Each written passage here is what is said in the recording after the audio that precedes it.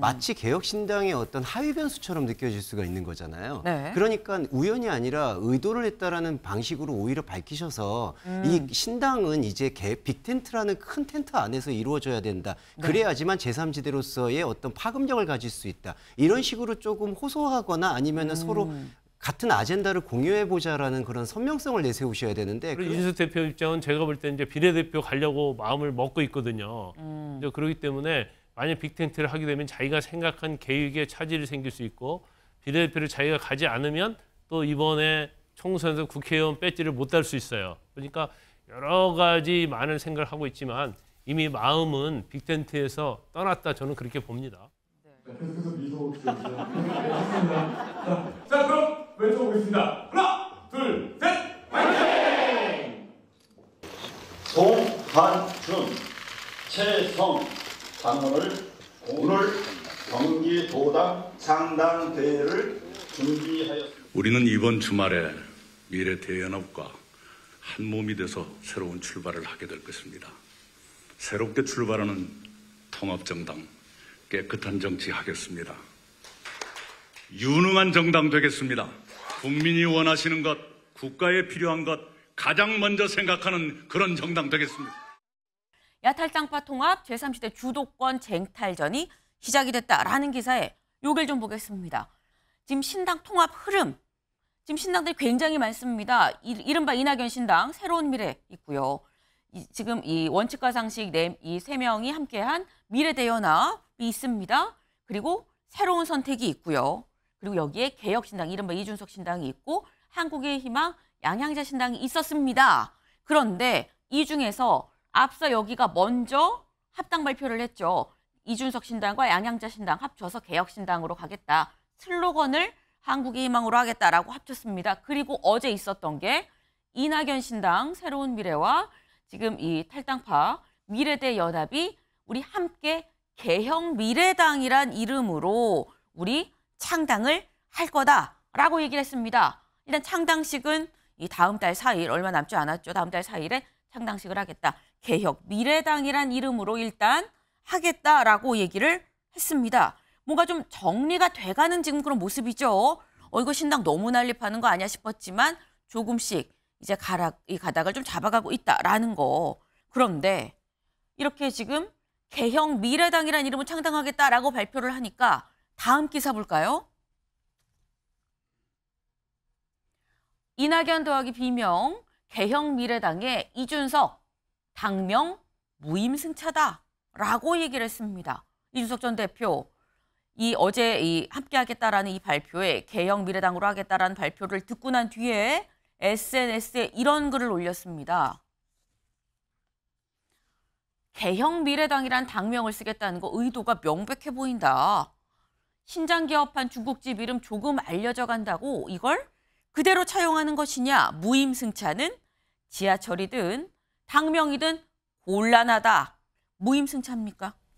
아마 개혁미래당이라는 이름을 쓴 이유가 여러 가지 있을 거예요. 일단은 너무나 우리 대한민국 정치 역사를 보면 당이 너무나 우후죽순으로 나타났다 없었다 나타났다 없어졌다 하거든요. 그러니까 사실은 당명을 지키기가 굉장히 어렵다. 아, 이미 다 웬만한 건 썼다. 그렇죠. 그래서 개혁자가 일단 들어가야 하고 지금 기득권 정치를 타파하려고 하면 미래자가 들어가야 하는데 그런데 개혁 미래당으로 가지 않았나 싶고요. 첫 번째는.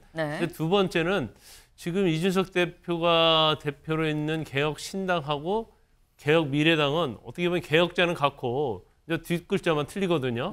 그래서 나중에 이제 빅텐트를 치게 되면 서로 당을 합칠 때 뭔가 당명에 있었던 공통점을 좀 찾기 위해서 그것까지 이제 고려한 것이 아니냐 이제 그런 생각을 해볼 수 있어요. 그런데 사실 뭐 지금 어떤 빅텐트와 관련해서 뭐 저 개인적 생각은 텐트가 치기는 좀 어려워진 방향으로 가고 있다. 왜냐하면 지금 사사건건 이준석 대표가 지금 새로 창단된 개혁미래당에서 굉장히 비판적인 논조를 계속 이어가고 있거든요. 더군다나 같이 빅텐트를 쳤을 때 제일 중요한 건 비례대표거든요. 비례대표 주도권을 누가 가져가느냐, 누가 많이 넣느냐에 관한 문제인데 지금 뭐 여러 가지 보면 이준석 대표 입장에서는 개혁신당이 좀 더 지지도가 있기 때문에 비례대표는 좀 더 많이 가져갈 수 있다고 생각하는 것 같고 만약에 빅텐트를 쳤을 때 본인이 비례대표 가려고 하는 것이 방해가 될 수 있어요. 네. 그리고 이준석 대표 입장은 제가 볼 때 이제 비례대표 가려고 마음을 먹고 있거든요.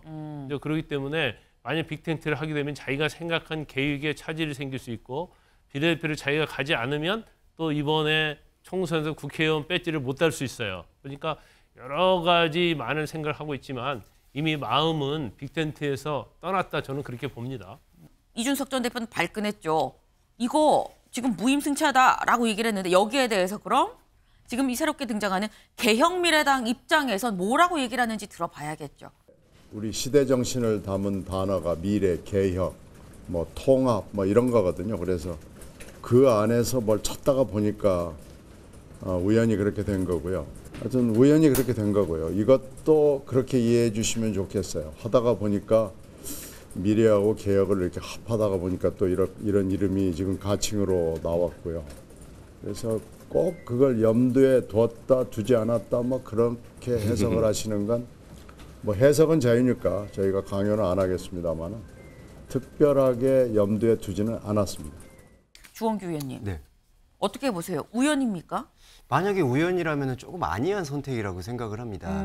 왜 우연이라고 해서 그 개혁이라는 이름을 개혁신당이 이미 출범해 있는데 마치 개혁신당의 어떤 하위 변수처럼 느껴질 수가 있는 거잖아요. 네. 그러니까 우연이 아니라 의도를 했다라는 방식으로 오히려 밝히셔서 이 신당은 이제 빅텐트라는 큰 텐트 안에서 이루어져야 된다. 그래야지만 제3지대로서의 어떤 파급력을 가질 수 있다. 이런 식으로 조금 호소하거나 아니면은 서로 같은 아젠다를 공유해보자라는 그런 선명성을 내세우셔야 되는데 그러지 네. 못하고 그냥 우연이 됐다. 이건 조금 아니해 보이고요. 또 하나는 네. 지금 이 새로운 미래와 미래대연합의 가칭 이 개혁미래당은 진보 계열에서의 어떤 선봉장으로 나섰기 때문에 네. 사실 개혁신당과 이렇게 경쟁하거나 끌려다니는 느낌을 줄 필요가 없었거든요. 근데 여기서 지금 끌려다니는 듯한 느낌을 줬기 때문에 이런 부분이 가칭이라고는 하지만 조금 아니하고 좀 투쟁심이 좀 부족한 부분이 아닌가. 그리고 또 하나 비판할 부분은 이준석 전 대표도 당명 무임승차라고 얘기하는 건 지나친 감도 있지만 네. 그럼에도 불구하고 지금 개혁미래당이 어떻게 보면은 그냥 정치적인 그냥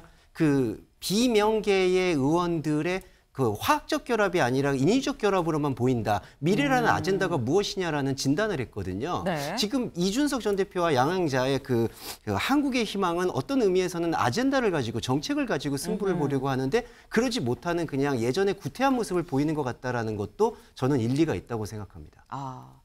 직접 운전대 잡은 이준석. 이번엔 사천 논란 보란 듯 마포를 민심 잡기입니다. 여기 좀 보겠습니다. 지금 이 개혁신당 색깔이 이 오렌지색, 주황색이라고 하죠. 이 주황색 옷을 입고 겉에 이 추우니까 패딩을 입은 그런 상태에서 직접 마이크 잡고 운전대 잡아가면서 이 민심 잡기에 나섰다라는 겁니다. 오늘 장사하시는데 방해되지 않도록 저희가 조심스럽게 이동하면서 정책 공부하도록 하겠습니다. 더 많은 정책으로 여러분과 소통하면서 깜짝 놀래켜드리겠습니다. 미래를 위해서 옳은 소리 하느냐, 용기 있는 소리 하느냐, 이게 중요한 것이고 저희는 그 길을 가려고 당 색깔을 바꿔가지고 도전하는 것이다. 무슨 프로레슬링 하는 것처럼 쟤를 죽여라 이런 게 아니라 이 정치를 보면서 내 삶이, 내 자식의 삶이, 내 주변의 삶이 바뀔 수 있겠구나 하는 희망을 가질 수 있도록 저희가 열심히 해서 보답하겠습니다. 지금 보면 이준석 전 대표가 야권의 다른 신당들과의 통합보단 국민의힘의 견제 세력으로서 좀 크고자 하는 게 우선 아니겠느냐라는 생각도 좀 듭니다. 당초에 이준석 대표가 원했던 그림은 본인이 어떻게 보면 약간 여당 속의 야당, 또 보수 안의 견제 세력으로 자리매김을 하고 싶었는데 네. 최근에 불거진 이 용산과 한동훈 비대위원장의 이 대충돌 이후로 사실은 이준석 대표가 가져왔던 그 이미지가 많이 희석이 되고 그 역할과 상징성을 한 비대위원장이 좀 뺏긴 감이 없지 않아 있죠. 네. 그래서 이제 두 가지 선택을 했습니다. 첫 번째는 이 윤석열 정부에 대한 실정을 비판하기 위한 목적으로 강서를 찾았고, 네. 이제 다음에는 한동훈 비대위원장을 비판하기 위한 목적으로 이제 마포를 찾은 겁니다. 그런데 사실 지금 대중의 기억 속에는 강서구청장 선거는 이미 좀 오래전 일이 됐고요. 마포 사천 논란은 오히려 김경률 비대위원의 거취 문제와 김건희 여사 문제로 완전히 그 프레임이 바뀌어버렸습니다. 그렇기 때문에 저는 한동훈 비대위원장을 너무 의식한 나머지 다소 약간 좀 너무 잊혀진 노래를 계속 부르고 있는 듯한 느낌이 좀 들거든요. 이준석 대표가 좀 더 새로운 모습으로 정치를 다가가야 되는데 계속 한동훈 비대위원장과 차별성 경쟁에 좀 집중하고 있는 것 같습니다. 아.